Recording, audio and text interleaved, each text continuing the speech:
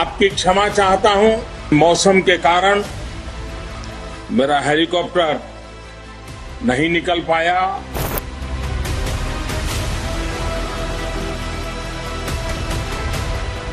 जितना बड़ा भारतीय जनता पार्टी का नेता है उतना बड़ा झूठ बोल रहा है। भारतीय जनता पार्टी की सरकार है, दंगा करेंगे तो दंगे की गर्मी को चंद मिनटों में उतार करके रख दी जाएगी।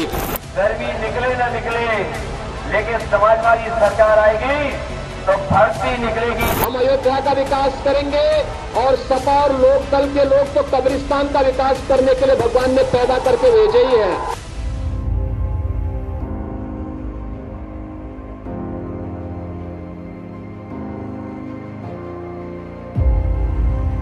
यूपी में विधानसभा चुनाव को लेकर पश्चिम यूपी की 58 सीटों पर चुनाव प्रचार भी धीमा पड़ने लगा है, लेकिन सभी राजनीतिक दलों ने अपने अपने हिसाब से जीत का गणित भी सेट कर लिया है। उधर मंगलवार को बीजेपी की ओर से घोषणा पत्र भी जारी कर दिया गया है। 10 फरवरी को 58 सीटों पर पहला मतदान होना है, जिसके जरिए सत्ता की कुर्सी का रास्ता भी तय होना है।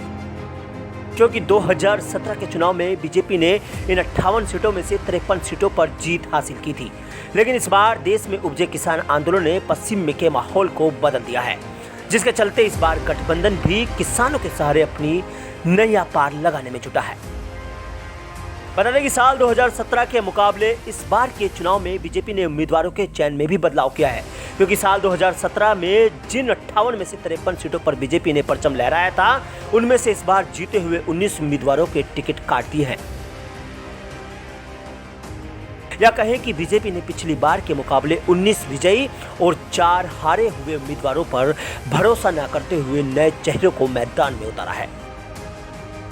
10 फरवरी को होने वाले पहले चरण के चुनाव में 58 सीटों के मतदान में 29 सीटों पर रालोद और 28 सीटों पर सपा ने अपने उम्मीदवार उतारे हैं, जबकि एक सीट पर राष्ट्रवादी कांग्रेस ने अपना उम्मीदवार उतारा है।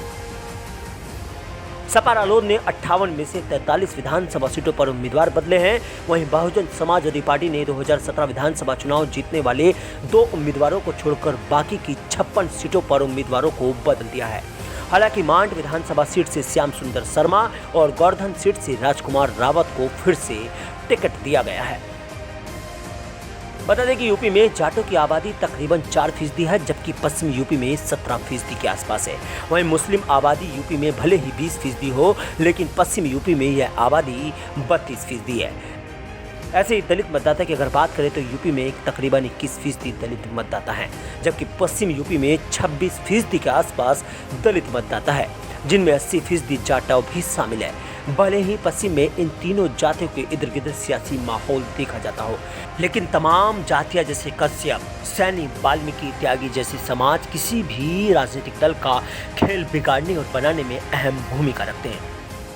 मुझे एक सेकुलर नेता मिले, उन्होंने कहा कि आप केवल तीर्थों की बात क्यों करते हैं। मैंने कहा देखो भाई, हमारी जहां आस्था होगी वही काम हम करेंगे।